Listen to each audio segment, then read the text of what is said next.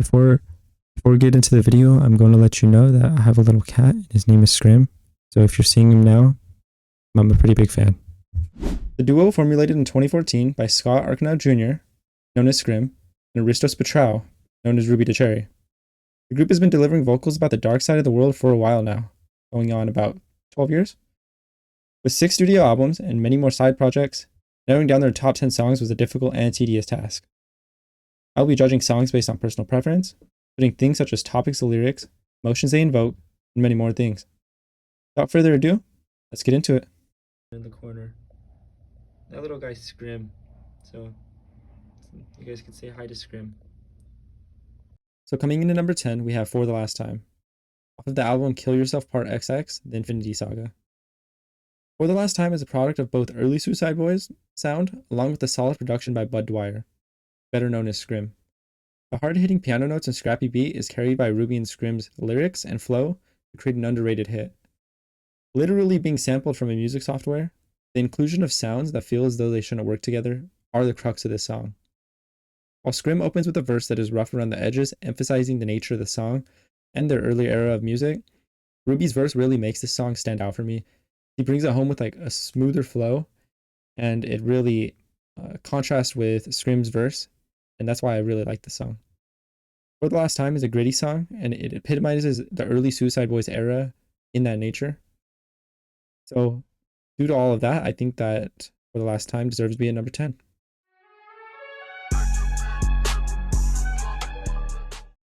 Coming in at number 9, I have And to Those I Love, Thanks for Sticking Around, off of the album Stop Staring at the Shadows. On the other side of the spectrum from For the Last Time, this song is Suicide Boys' most popular and mainstream song, amassing over 900 million streams. The listenability and chill nature of the song, while talking about darker themes, is classic Suicide Boys lingo. Being popular on social media, it also makes sense that this song is the biggest numbers-wise for the duo. That being said, the song is not only overplayed to me, but it barely cracks the top 10 of theirs due to the lack of lyricism and the fact that it is overplayed just because I see it everywhere. It's actually one of the first songs I heard when I started listening to Suicide Boys. While propelling them into the mainstream, I think that there's many songs that are better in their discography. They're just not as mainstream friendly. So I placed this one at number 9 due to that. But don't get me wrong, it is a good song. Coming in at number 8, we have Not Even Ghosts Are This Empty, off of the album I No Longer Fear the Razor Guarding My Heel. This song is one of the more introspective songs that occasionally are released by Suicide Boys, and the opening line of God Should Envy Us stems from the movie Troy. It really sets the tone by telling us to not take for granted our mortality. Then, the song talks on themes of material possessions and addiction possessing Scrim and Ruby's lives, despite them, quote-unquote, being successful and achieving relevancy. The wherewithal to acknowledge you have a problem and speak on how it makes you feel while still making a great song is something that's not easy to achieve, but they really excel in, not only in this song, but in all of their music. They do it really well. And this song makes you still understand their pain, but also is pretty catchy too. It goes both ways. That's kind of a good thing I think they're pretty good at.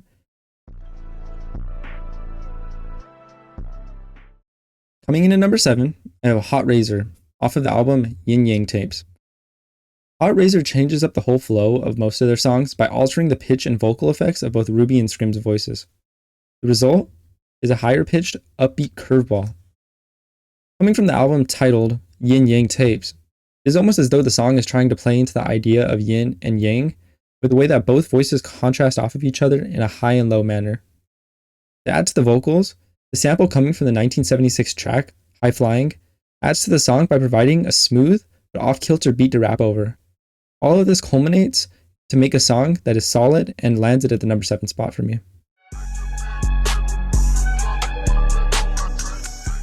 Coming into number 6, we have The Thin Gray Line, off of the album New World Depression. This song is one in which I have every lyric memorized because the flowing catchiness it starts out with is just so captivating. An example of the smooth-sounding, free-flowing Suicide Boys formula, The Thin Gray Line mixes a group anthem with a fast tempo to create an oddly relaxing track. Only thing really holding this track back is the lack of a chorus. as I think it would really strengthen it if they had something that would repeat 2 or 3 times and help make the track kind of have a structure. The only line that really calls back is in the first verse when they repeat "I ain't got time" multiple times, but I think that doesn't really count enough of a chorus. So I think that if this song had a chorus, it probably would be in my top 5, top 3. But due to that, I have it at number 6. Coming in at number 5, we have Monochromatic, off of the album Thy Kingdom Come.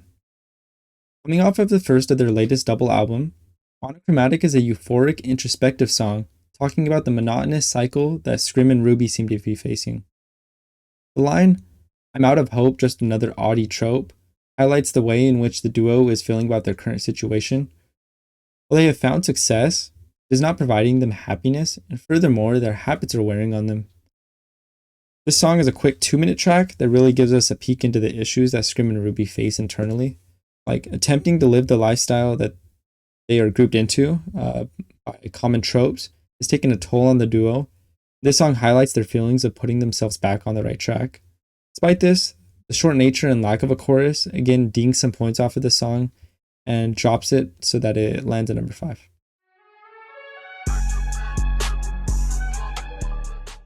Coming in at number 4, I have 5 Grand at 8-1, off of the album Long-Term Effects of Suffering. This song is carried by the sample, to be honest, but while that sounds as though it should mean the lyrics are weak, it actually just is a testament to how good the sample is used. 5 Grand at 8-1 is a song that utilizes the sample Black Gravy by Sky High to perfection. The groovy trumpet at the heart of the song paves the way for Ruby and Scrim to deliver a few good verses. The thing that really carries the song over a few of the other songs is the fact that it does have a chorus inside of it. And while it is not a requirement to have a chorus in a song, I think that a chorus helps keeps the song grounded and is a personal preference of mine. And so the fact that it has such a good sample and some solid verses on it, plus having a really catchy chorus, it adds to the song a lot. And for that reason, I think that it deserves to land itself at number 4, just outside the top 3. Coming in at number 3, we have 122 Days, off of I Want to Die in New Orleans. 122 Days, it gives me a feeling in which I cannot really seem to find in many other pieces of media.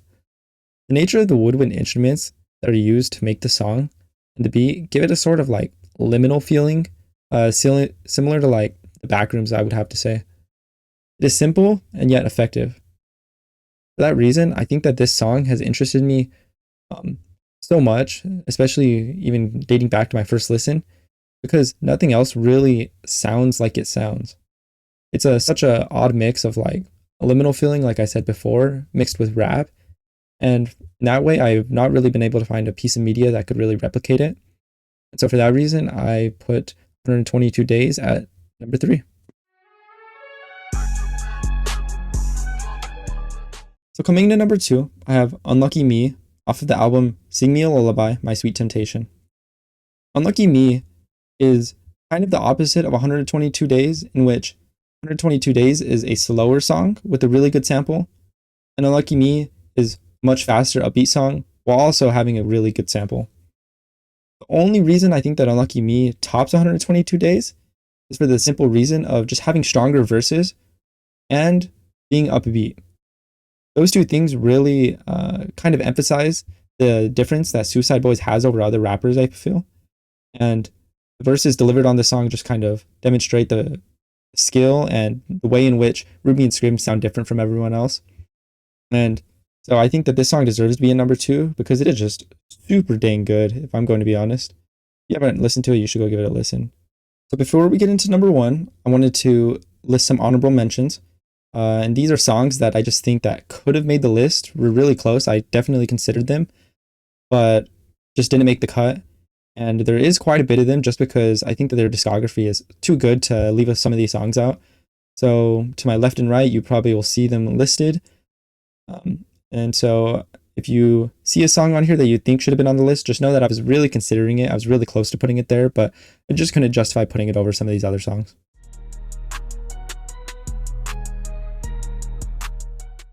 Coming in at number 1, we have Lone Wolf Hysteria, off of the album New World Depression.